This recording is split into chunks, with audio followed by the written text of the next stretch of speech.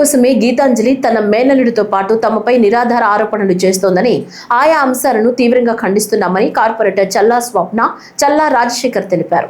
ఈ మేరకు మీడియాతో మాట్లాడారు. గీతాంజలికి 2015లోనే బండి గంగన్న అన్న వ్యక్తితో వివాహం కాగా వారికి 2 బిడ్డలు ఉన్నారన్నారు. భర్త ఉండగానే ఆమె తన మేనల్లుడు అరుణ్ తేజ్ ను ప్రేమించి బ్లాక్మెయిల్ చేయించి వివాహం చేసుకుందన్నారు.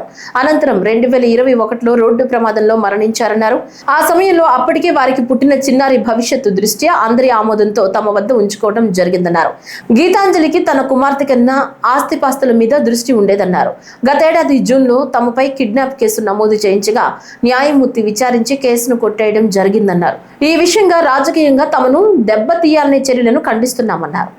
కడప ప్రెస్ క్లబ్లో అనంతపూర్ సంబంధించి ఆలూరు గీతాంజలి అనే వ్యక్తి నా మీద అనగా చల్లా రాజశేఖర్ మరియు నా మిస్సెస్ కార్పొరేటర్ చల్లా స్వప్న మీద అనవసరమైన విషయాలను ప్రస్తావించి నా కుమార్తెను తీసుకెళ్లారు, నా కుమార్తెను నాకు ఇవ్వాలని చెప్పేసి ప్రెస్ మీట్ పెట్టడం జరిగింది.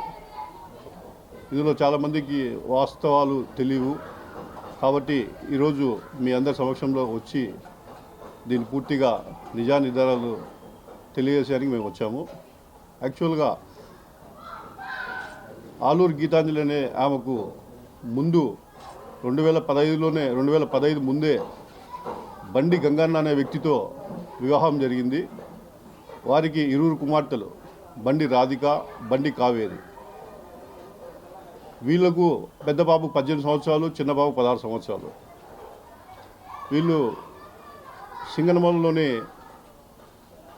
గవర్నమెంట్ స్కూల్లో మొన్నటి వరకు 10వ తరగతి పూర్తి చేసి ఇప్పుడు ఇంటర్మీడియట్ చదువుతున్నారు. వాళ్ళ భర్తతో ఉండంగానే నా భార్య యొక్క అన్న కొడుకును